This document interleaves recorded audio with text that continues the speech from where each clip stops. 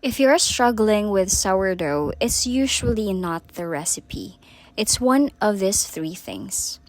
I know that can be frustrating to hear, especially when you've tried different recipes, hydration levels, or methods, but after baking for over 3 years, I've learned that most sourdough problems come back to the same foundations, no matter what recipe you're using.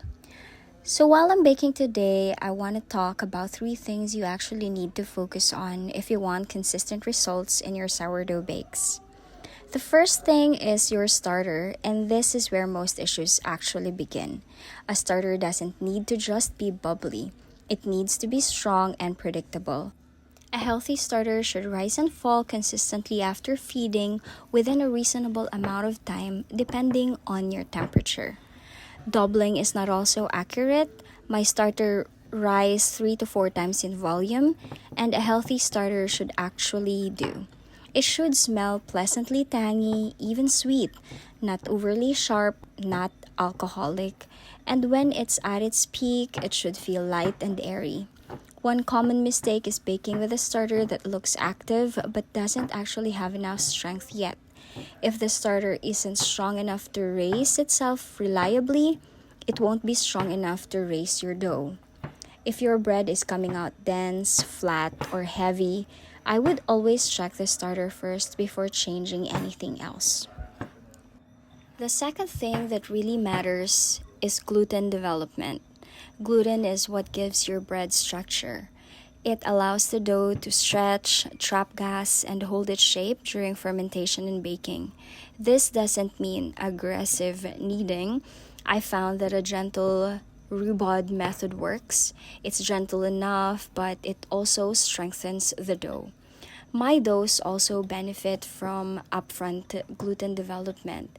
This is usually after mixing the salt. I spend about 8 minutes in total. It is tiring, to be honest, but it is needed. Rests are also important, so between folds, rest your dough because that's when the gluten can relax. Now, when gluten is developed properly, the dough becomes smoother, more elastic, and easier to handle. And you can observe this between folds or even while you're mixing your dough. If the dough tears easily and feels weak or it spreads out instead of holding its shape, that's usually a gluten issue. You can have a great starter, complete set of fancy equipments, but without enough gluten development, the dough simply can't support the rise. The third thing, and one I still honestly struggle with, is bulk fermentation. Fermentation isn't about following the clock. I know you've heard that many times. It's about understanding how time and temperature affect the dough. The same dough can ferment very differently depending on your room temperature, dough temperature, and starter strength. That's why exact timelines rarely work the same for everyone and for every recipe. Properly fermented dough usually looks slightly domed, feels airy and light, and it shows visible bubbles on top, along the sides, or bottom of the container. Under fermented dough often bakes up dense with tight crumb. Over fermented dough can feel sticky, weak, and collapse easily.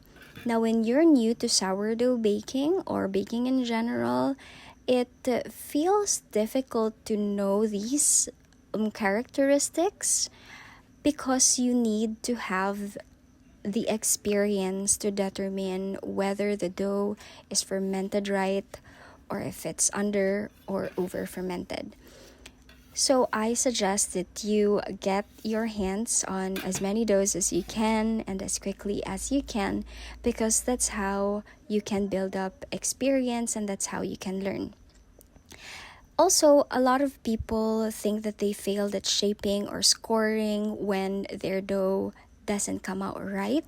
But the reality is, fermentation had already determined the outcome.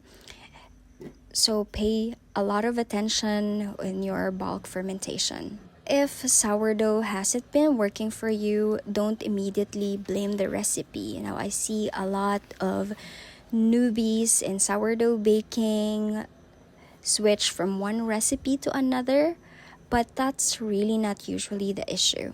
So instead, focus on the three things that I talked about earlier: a healthy starter, proper gluten development, and fermentation that's guided by time and temperature. When those foundations are solid and once you dial those in, sourdough becomes a lot more predictable and a lot more enjoyable to do. Remember these three things on your next bake and see how your sourdough improves. Now we've come to the end of the video, and this is how this came out. It was enjoyable to eat. The crust is thin and crispy and the crumb is airy.